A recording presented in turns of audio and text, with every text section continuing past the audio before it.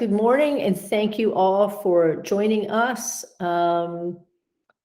We are going to be, I'm Maggie Kulyk, CEO and founder of Chicory Wealth, and I'm here today with a guest speaker, Tamara Jones, the Managing Director of Clean Energy Works, who I will introduce in just a moment. I'm going to start, as is my habit, with just a very, in this case, quick overview of where we're at in markets and macroeconomics, etc. So the drumbeat of inflation, inflation is getting louder, certainly. We've been talking about this low these several weeks.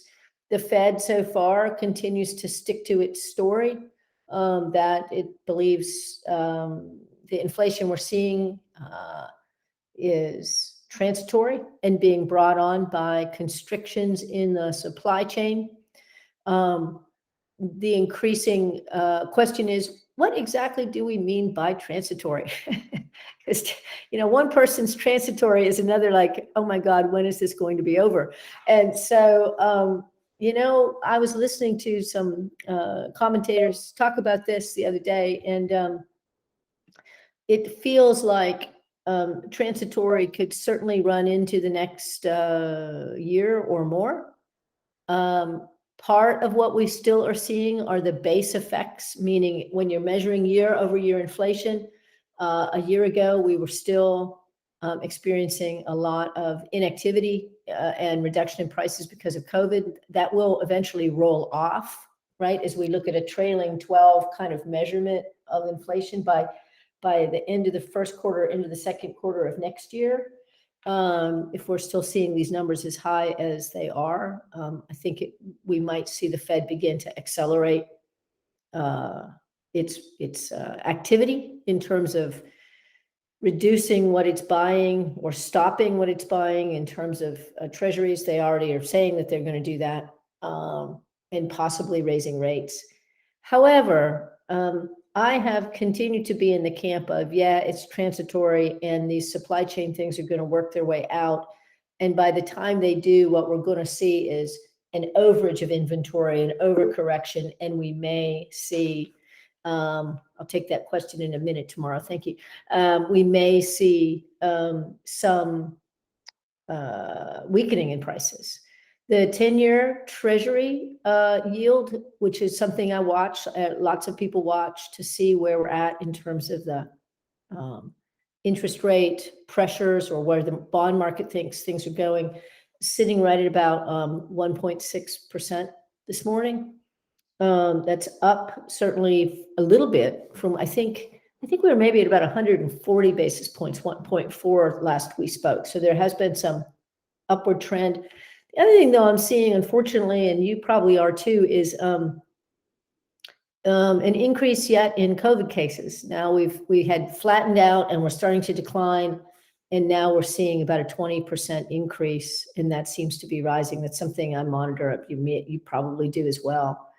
So there does seem to be, and there's a cautionary tale coming out of Europe too. There does seem to be still COVID cases, although maybe hospitalizations a little less, but things still lurking around. And that those distortions are going to continue to impact the whole macroeconomic scene, and certainly the whole job situation we're seeing, this weird, like, great resignation or whatever they're calling it. So, but the market, for the most part, you may notice, continues to march on. I mean, we've had some pullbacks. But right now, if you look at the price earnings ratio and you use the 10-year Shiller ratio, which is considered to be a fairly conservative way of looking at price of stocks. And when I say stocks, we're measuring the S&P 500 vis-a-vis earnings. It stands at 39.2 times earnings, which is that's pretty pricey. That would put us, I mean, the all-time high was 44.19 in December of 1999.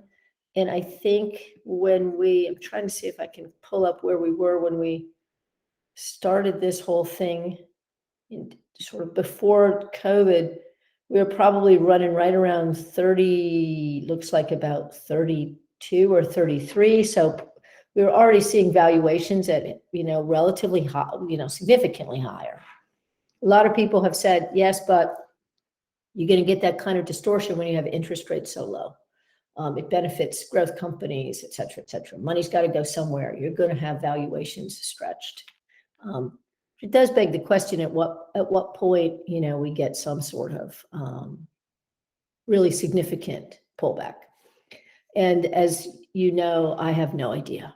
And I sound perhaps like a broken record, but I will just continue to say that what you do in a circumstance like this is you hold on to quality companies that are doing less harm than many other companies, and you do not attempt to time this. However, the question arose, I think, Tamara, you raised this, I want to get it. Should we be concerned about Bezos and Musk selling off their stocks? No, not necessarily. Both of them have made a enormous amount of money, and that they might want to take a little bit of money off the table and park it or do something else with it doesn't seem surprising. I mean, I don't know that they're, they're not selling out of their entirety of their positions. I don't think either of those companies are going anywhere, even though I've never been a huge fan of Tesla. I have come around to the fact that, some of the products they've designed are really quite amazing. Does that justify the price of their stock? No, but I don't, if the heart of the question is, is that the smart money? I would say not necessarily so. And you can't, at some point, harvesting some of the gains, selling something makes sense. And at their valuations, they're going to attract attention. So it's not like they're selling the entirety. And Musk, he loves to just create havoc. You may recall he was going to take everything in Bitcoin, and then he wasn't going to take anything in Bitcoin. And now maybe he's back, so whatever. It's sort of a circus with him. So that's not going to dictate to me where I recommend an allocation be. Let's put it that way. So,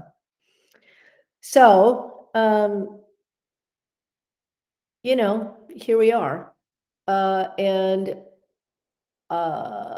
we continue to, I would say I am much more concerned about the bond market. We have been concerned about the bond market. We don't have longer term bond positions. I would think at some point interest rates might moderate. How long will that take? What will the Fed do? Who knows? What the Fed is saying they're going to do is very, very gradually taper, and then perhaps raise rates, and we will see what happens. We will just see what happens. So I want to turn our attention today to this great conversation that I've been looking forward to having with Tamara Jones. Tamara and I have known each other for a long time. What, like more than 10 years? 15? Yeah, 15, I think. 15 years. And I've seen you do various things in the nonprofit space, but actually, I think when I very first met you, correct me if I'm wrong, but weren't you working for another sort of? I think I was working at the city of Atlanta at that point. Oh, right. I was in the finance department and in the mayor's office. Right. So give us a little overview. So start there and then tell us about some of the other positions you've held, because you have a very interesting background, if you don't mind. Sure. So we moved to Georgia, my partner and I, Lynn, around 16, 17 years ago. And I was recruited to work in the finance and budget office for the city of Atlanta under Mayor Shirley Franklin, and then joined her team in her office. We particularly, I directed a team that functioned as in-house consultants. So we found ways to save money, make money, do better policy. After leaving the city, I worked for a while at South Face Energy Institute. That's what I was which is a green building technology nonprofit based here in Atlanta. And they were funded by the Home Depot Foundation, trying to get more small cities and towns to go green. And so I joined that team.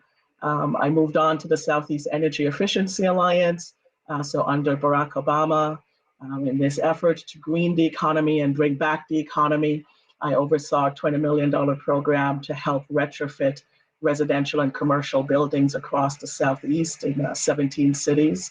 So did that for 3 years. Did consulting on my own for a while, and then answered the call to relaunch SAFON, the Southeast African American Farmers Organic Network, which is still, I think, the oldest and largest regional network of Black farmers committed to ecologically sustainable growing methods, whether they're certified organic or not certified.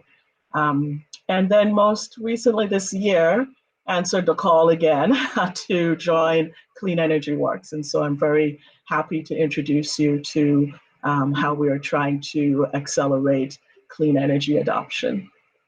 Great. Well, so I would like to understand a little bit more about Clean Energy Works in terms of who you're talking to, who you're trying to persuade, et cetera, how that, and then I have other questions more broadly about solar and the whole where we're at. So, but I want to just start with the role that you guys have, and, you know, who's your Betsy can't hear. Right? Who are you trying to influence? Yeah. Yeah. And so I'd also done a little presentation if that was also going to be helpful to put some of the work in context. Yeah, sure. Do you want to share your screen? Yeah, sure. And I'll fly through it in around 10 minutes. Would that be okay? And then we can open it up for discussion? Yeah. Great. All right. Let me do this.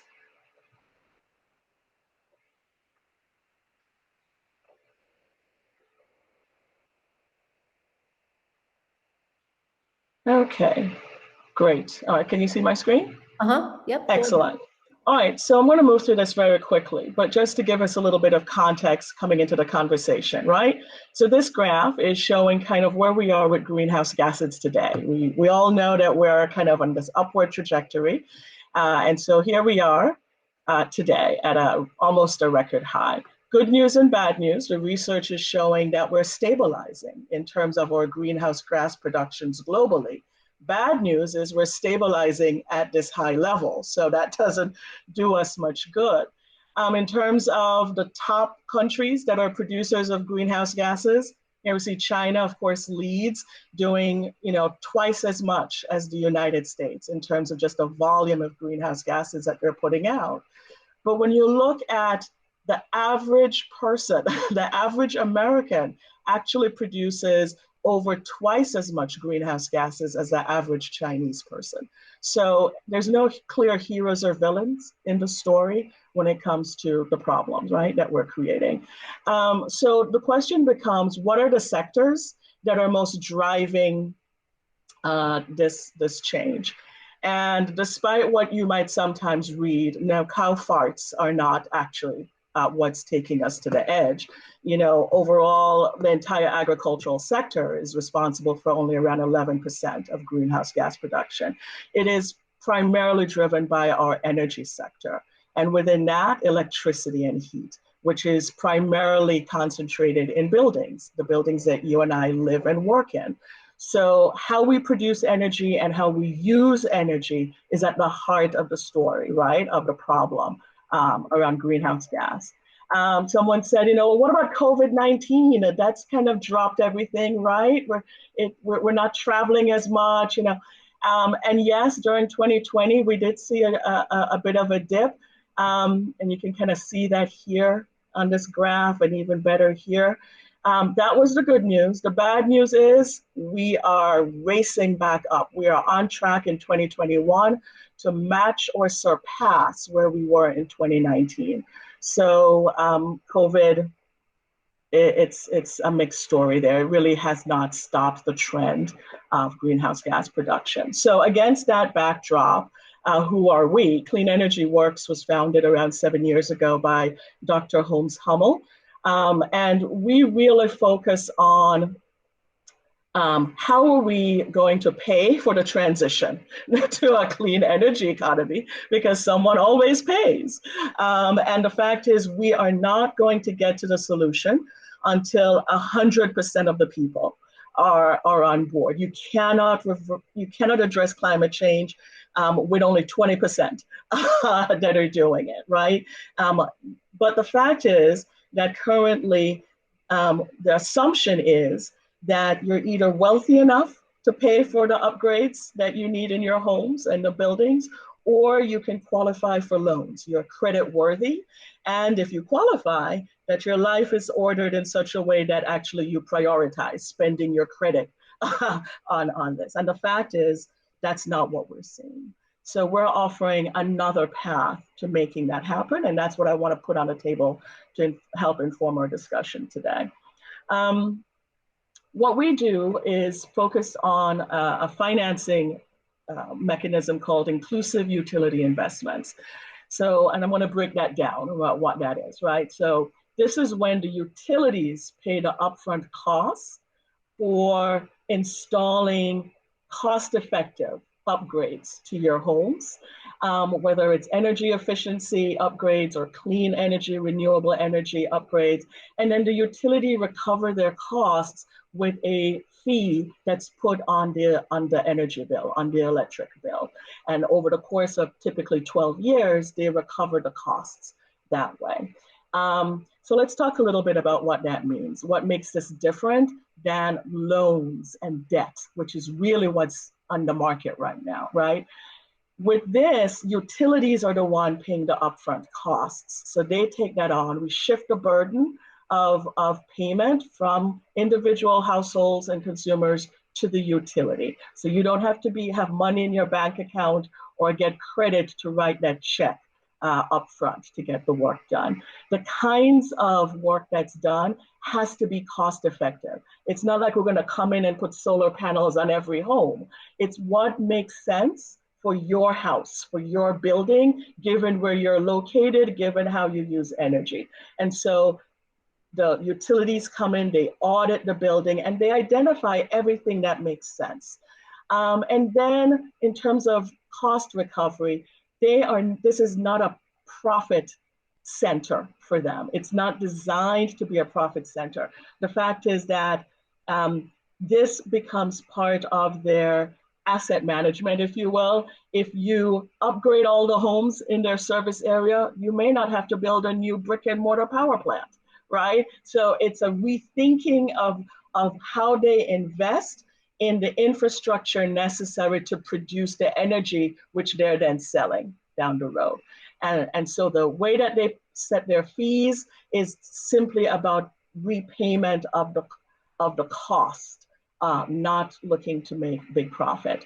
The cost recovery in the form of this fee is site specific. And this too is very important. When you take out a loan to get, say, solar put on your home, if you sell that house or move, that you are still responsible for repaying that loan.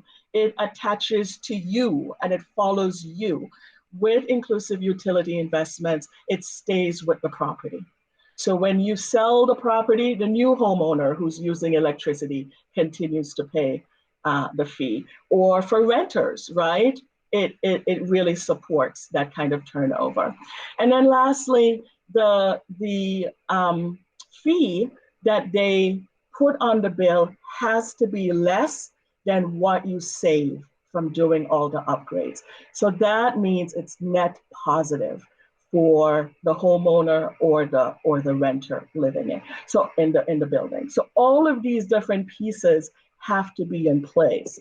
And when you take that kind of approach, what we do is we're actually removing the barriers that keep low income, moderate income folks from being able to access clean energy, renewable energy technologies, right? Now, everybody, it doesn't matter if you own property, because your ability to have collateral to repay a debt is meaningless. It's not a part of the equation, right? It's not based on how much money you make or if you own or rent or race or your age. Everybody now has the ability to participate in the program, and the fact that it's tied to the property and not the individual, and that it's not a loan.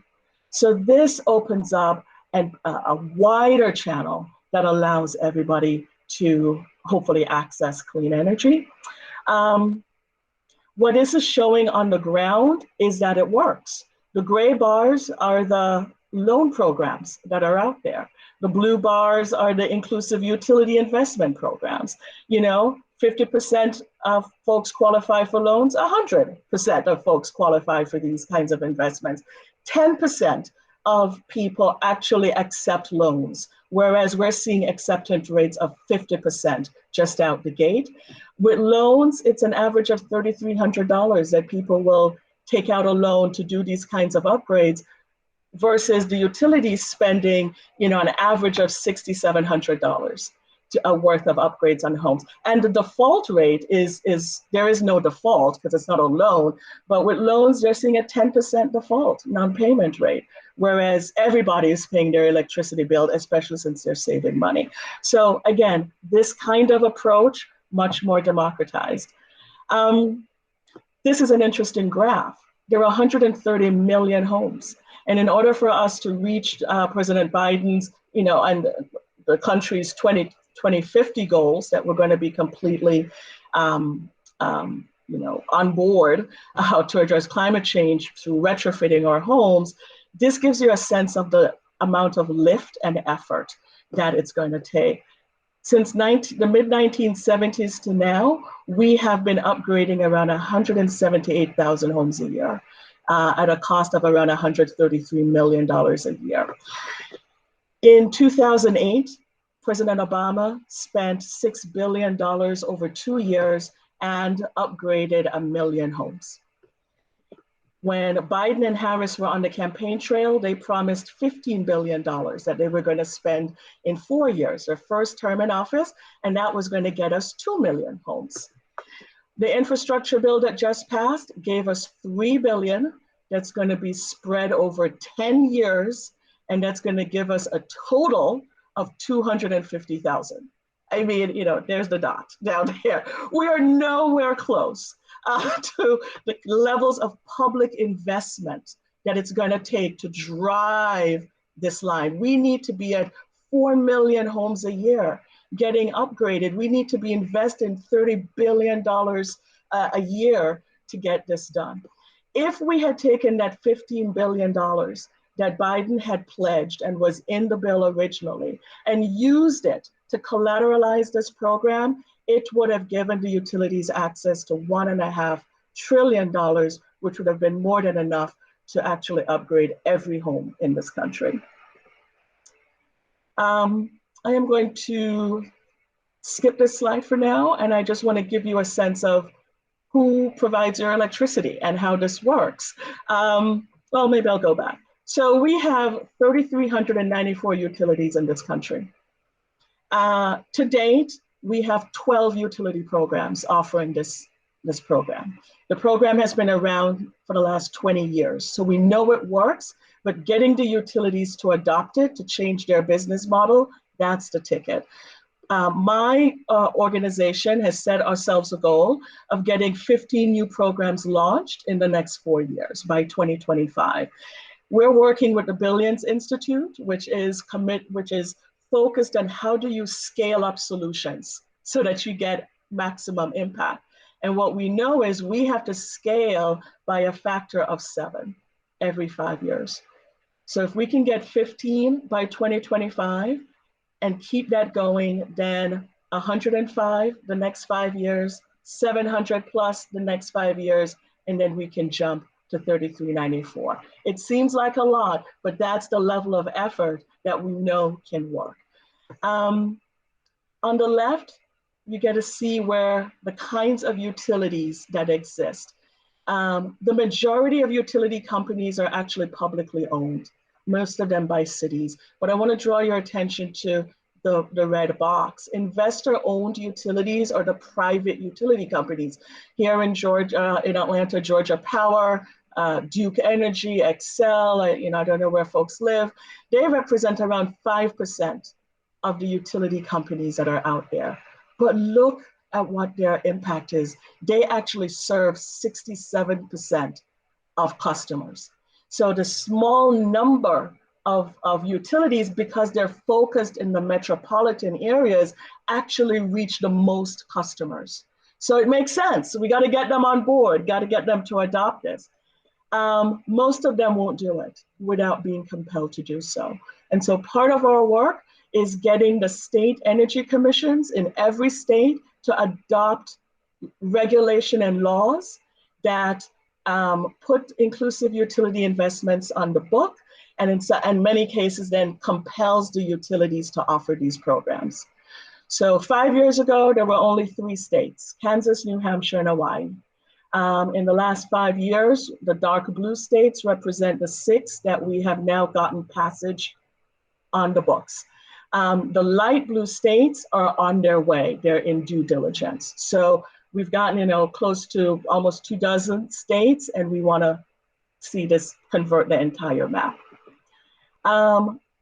In addition to the private utilities, in the rural areas, those are serviced by rural electrical cooperatives. And you'll see there around 25% of the energy companies, and they service around 13% of customers.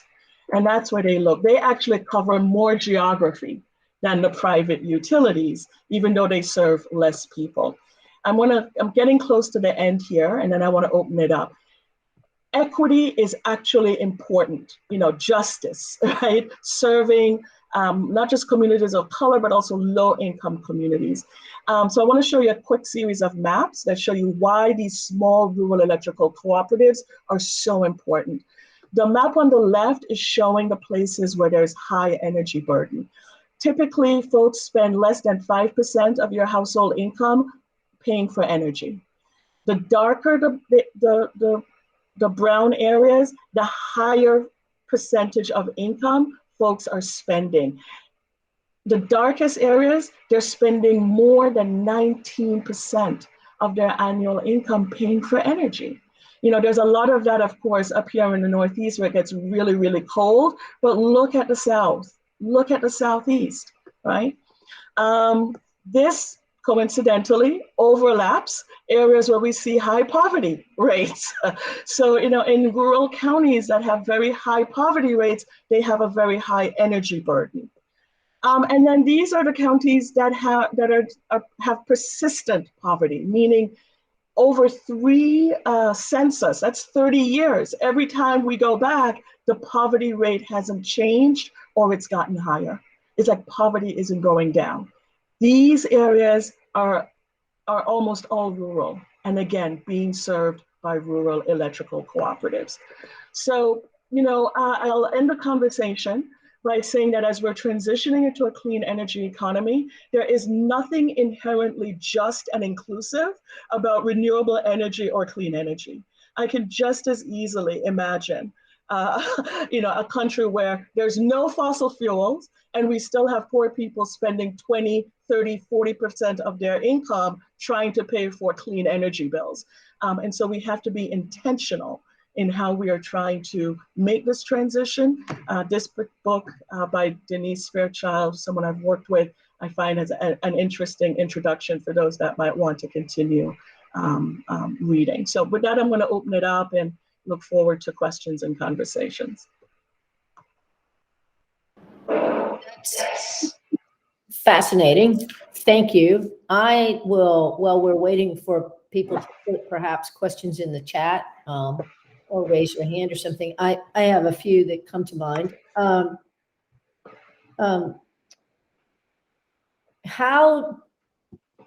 So publicly traded, just so I get the structure of this right, we've got utilities that are private companies, right? Mm-hmm. Trade on the open market. Some of them are in your portfolio, my portfolio, our portfolio, right? And even though they're, as a head count, they're not that many of them, they control or they influence or serve 66.7% or something of everybody. Mm-hmm. Okay. Mm-hmm. What is their pushback? Why do they say, we don't want to do this? Yeah. Well, one is the business model, how they make money. Right. They make money by selling volume of energy.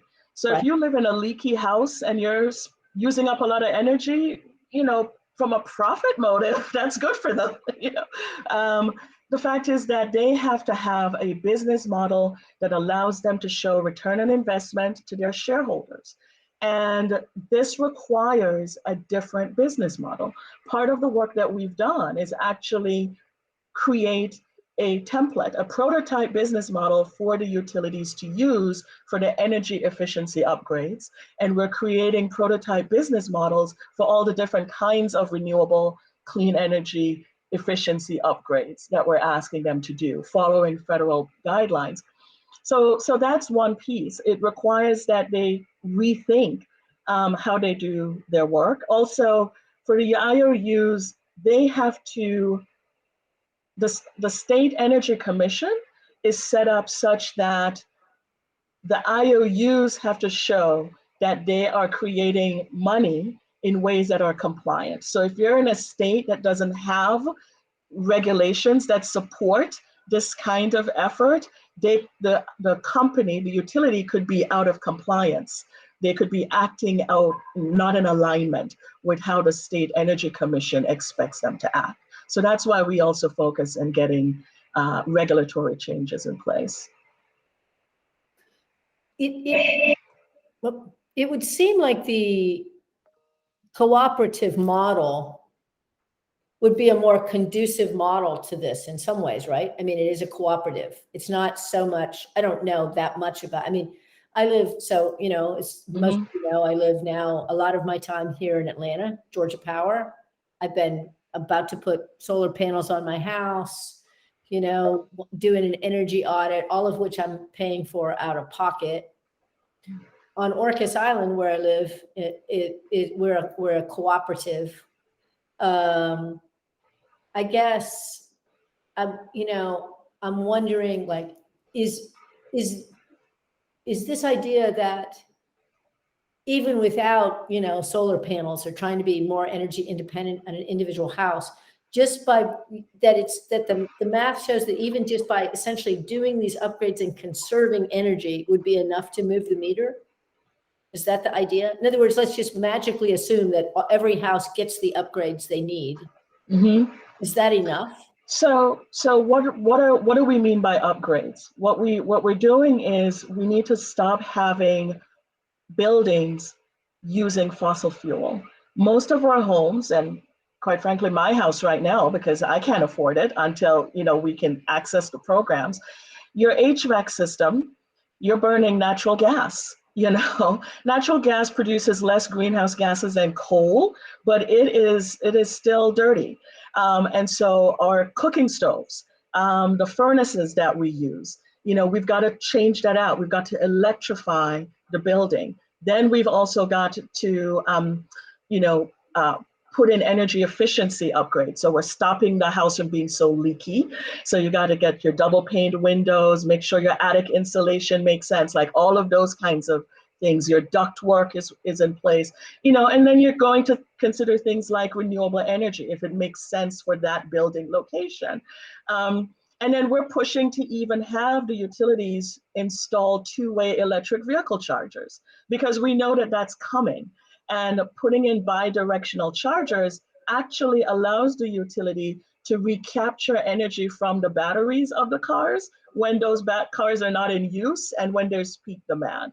So some folks talk about a virtual power plant, whereas instead of building a nuclear plant or a new coal-fired plant, that part of the solution is that you see our buildings and our vehicles not just as consumers of energy, but they produce energy and store energy. And on a mass scale, utility companies, getting them to reimagine the grid so that all of that is accessible to them, requires new thinking.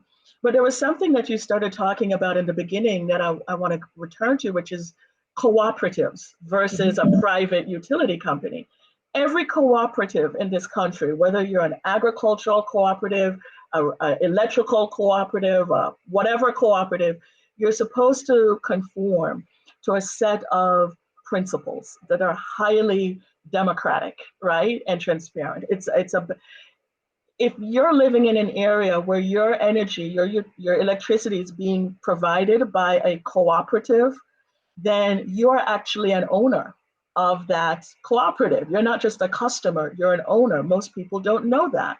And the fact is, unfortunately, that most of these cooperatives run themselves as though they're privately owned utilities. Too many of them do not maximize democratic participation, representation, and governance. To the point where when you look for sometimes in some of these high poverty county areas that in the South and Southeast are mostly Black, and then you look at who the staff and the board of directors are for these cooperatives, they're all white. The Federation of Southern Cooperatives actually sued a cooperative in Alabama, in recent times around this very issue of non-representation. And so part of what is happening now is that our job, we're embedded in community networks with community advocates, informing them of what options are available to them. And they're doing campaigns where they're trying to educate and mobilize customers, member owners, so that they can put pressure to bear on the cooperatives to be more responsive. So that's why this clean energy solutions, it's not just technical, it's not just economic, it's also about politics and power. It's about democratization.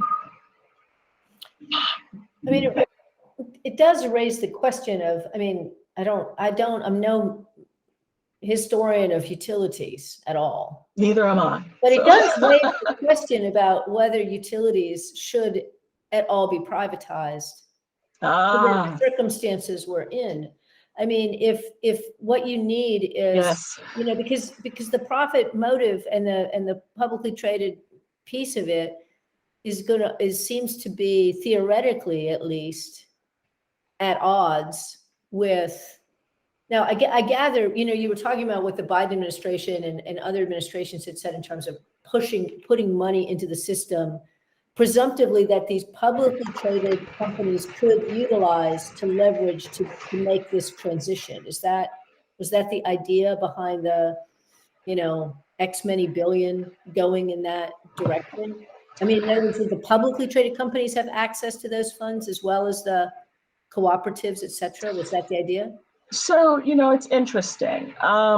When I came on board Clean Energy Works, I thought the problem was lack of money, that the utilities didn't have the money, even if they had the will to do this work. I have since learned that that is not the problem. They actually have access to huge pools of capital very cheap. They can draw down money right now at under 2% interest rate. And in fact, the money that's available to them through organizations like the Rural Utility Service, is largely sitting there untouched. So it's not so much that it's a money problem right now to kind of get things going. We are going to need more capital to kind of, build momentum over time. But how we invest that capital, I think is interesting.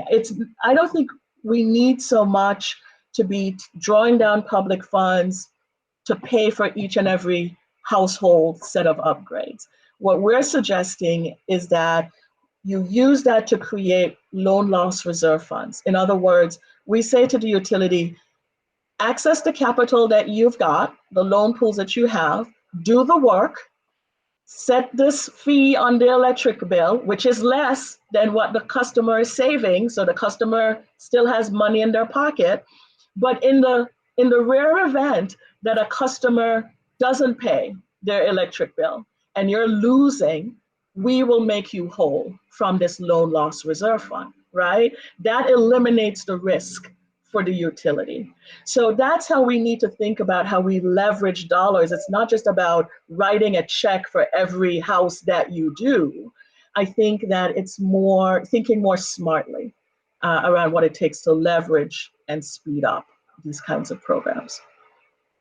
Yeah, it's interesting. It does feel like it would require a kind of reorientation, to a certain extent, to your point, the business model and a reorientation to the business model and how you force a private company to do it. How do you mandate that? I mean, so a couple of You questions. do that through the Public Utilities Commission Right, in your state, the state energy commissions that can put mandates in place, and you right. do incentives, and you do democratic power building. You get communities that are showing up at shareholder meetings, holding protests, getting in there, working cooperatively when they can, you to put pressure to bear.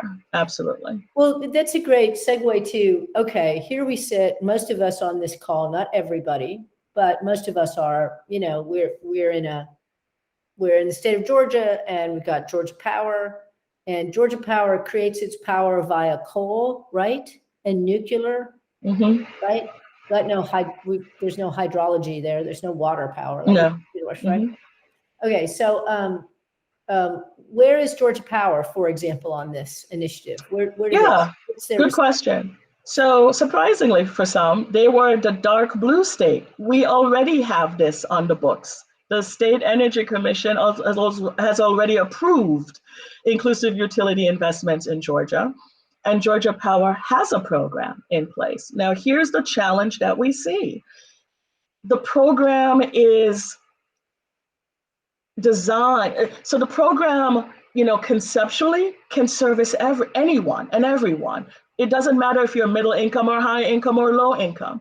Now, we do want low income folks, typically the ones that have the highest energy burden.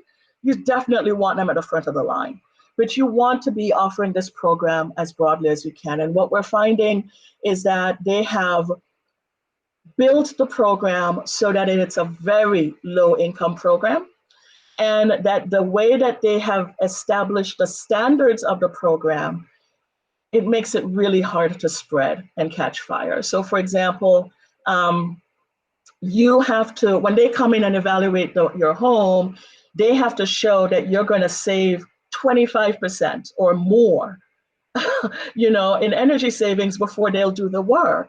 And that's like 25%, that's a huge, that's just like the worst of the worst in terms of energy burden.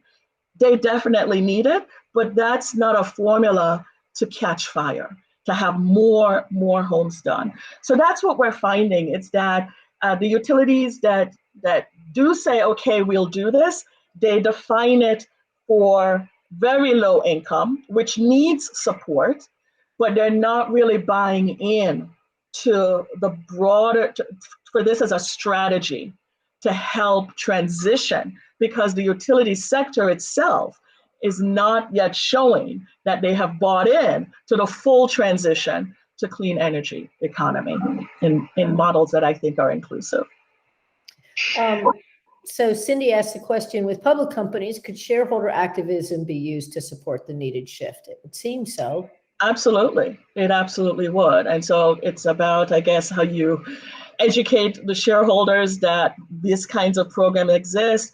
The shareholders, of course, want to understand the business model, like, how is this going to affect their returns, which is a valid question, and there are valid answers to that.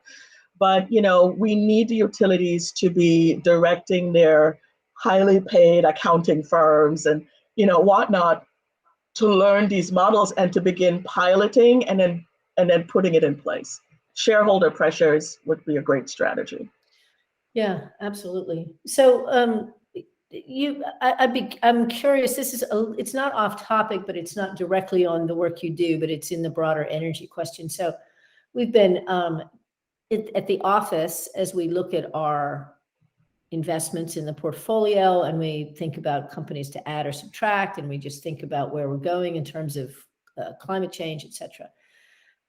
We've been kicking around okay, is nuclear, and at this point, all we have is fission, we don't have fusion, but is nuclear power an essential aspect to get us to this transition? In other words, is it really possible that solar and wind, which are the two renewables, unless I'm missing something that we most know about, is it really possible that that is going to get us where we need to go in terms of like, taking those numbers, trying to bend the curve?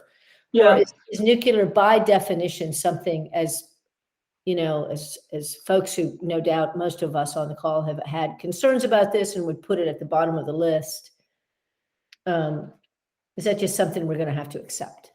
I guess is the way I want to frame the question. Yeah. So one, yeah, that does fall outside of my range of expertise. So I can only answer that as, I guess, a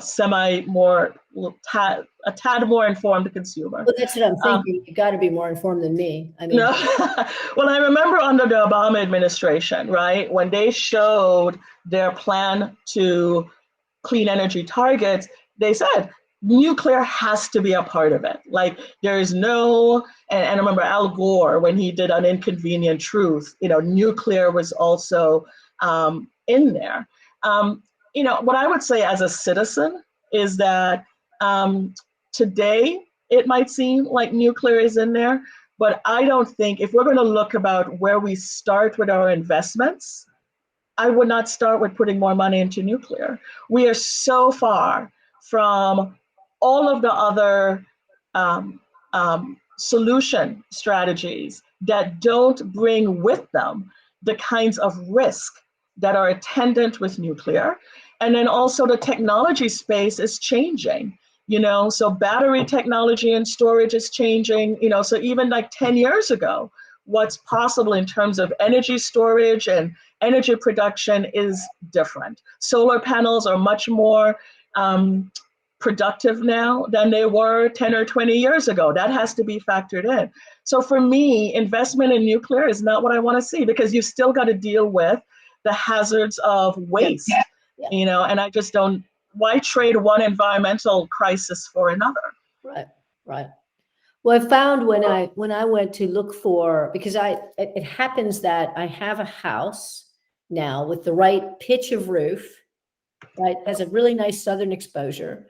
I have neighbors in my neighborhood who have solar panels, and I thought, now's the time if you're going to do this. Mm-hmm. I never had solar on my roof before. I looked at it in the house in Orcas, but if any of you who know Orcas know, sunshine is not often at a premium, and I didn't have a good southern exposure, blah, blah, blah. So, and so I am moving forward with that investment in the house. And, but I was very interested in a backup, with all of the severe weather we're having, all of us are like baby disaster preppers now, right? Aren't we? Admit it. You're not, you will, and so I thought, well, okay, maybe a backup battery kind of thing. And what I was advised to do, to your point about battery technology changing so quickly, was in fact to wait, to not at this point invest in a backup battery, because the expectation is that the technology is almost like at a tipping point, and about the implication was it's about to change fairly significantly in the next year or two, and that the costs are anticipated to also come down. And so to delay on that, which is the advice I was given and the advice I'm going to take. Yep. And I'd agree. We actually are not putting a whole set of effort into power walls and, putting in these battery storages in homes for, I think, some of the same reason.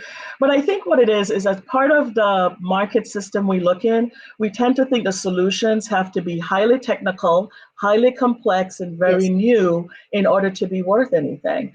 I thought it was interesting at COP26, the divide between the Greta Thunbergs, the activists on the street, and the financiers who were at the table. So you had a group of folks, that insiders pushing for cap and trade, carbon trading, carbon storage, and community advocates saying no. That is still playing with carbon and making money off carbon. We need to be eliminating carbon. We need a system that's not modifying. We need a system that's replacing. We need to move more towards that.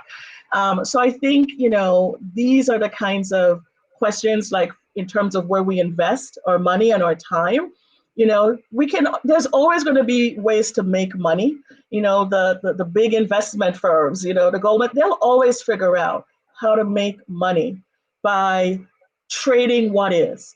But if part of what we're engaged in is a revisioning and a reimagining of the systems we have, then we have to be willing to invest in things that may not be as sexy, like energy efficiency, and to invest in the things that have highest return with lowest risk first, rather than the things that are bright and shiny, but actually don't get us as much return. And you're dealing, of course, with the lack of imagination, habituation, human issue, those sorts of behavioral issues, which kind of is a segue into the question that Lynn asked, does Clean Energy Works have any solutions to suggest on the side of consumption? Because even radical changes on the production side, would it be insufficient unless each of us makes radical changes in how we consume energy? It's a really interesting question. So for example, one of the things that you can find is you go into a house where folks have high energy bills. The house is old, it's kind of had a lot of structural repairs that needs to get done. Let's say you address all of that and you reduce their energy bills. And when you look at the data 6 months later, their energy bill is still high.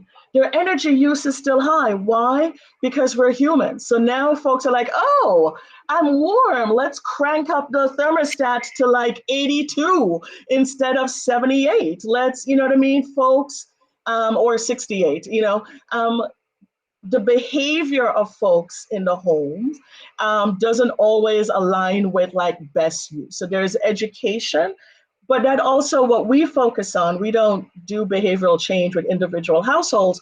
What we're pushing for is the creation of a federal independent certification bodies, kind of like you have Energy Star for appliances, right? You would have Energy Star for this sector. And so they would both guarantee that the quality of the programs and the upgrades that are done meet standard, and they would also mandate that the utility provide the data necessary for us to ensure that the energy savings and money savings that were promised are actually being realized. And if they're not being realized, that we understand why. Was it because the homeowner is choosing to use energy in a way that's not efficient? Or was it because the utility company overpromised and underdelivered and we need to correct that? Was it the contractor that came in and did the work on your home was not well trained or did a poor quality job? So actually you're not getting the savings we need on the back end, and that's where we put our emphasis. Right. Right. Well, I mean, I think that you've certainly given me a lot to chew on, and I hope all of us. I think this has been very interesting. It at one level, it comes down to human behavior still in the end, unfortunately. Do we have an app for that? It's not. I think that should be our last question. Yeah, we are out of time. I'll just say, but I mean, to building awareness of what's out there, that this kind of program exists. It has existed a long time. I think that's a really important piece. I take the point of Cindy's question around shareholder activism. It does make me want to look at the utility companies we do have in our portfolio and say, well, what exactly are they doing and how are they doing it, and how do they or do they not participate in this kind of program? As always, it's great to talk with you, and I always, Maggie. We've had wide-ranging conversations over the years. I've enjoyed them. None of them have been on camera before, except this. Thank you very much for taking the time. Thank you for the invitation, and thanks to everybody for showing up. I appreciate the opportunity. And so to all of you, we will have another webinar on December 16th, and that webinar will be focused on the two charities that Maggie's Giving Groups Committee chose this year. I really hope you will join. We're going to be showing the video. It'll be our last of the season, our holiday webinar, because we're not having a holiday party this year in light of COVID. I hope you all have a wonderful Thanksgiving. Stay safe. And again, Tamara, thank you so much. Okay. Thank you all. Take care. Bye-bye. Bye-bye.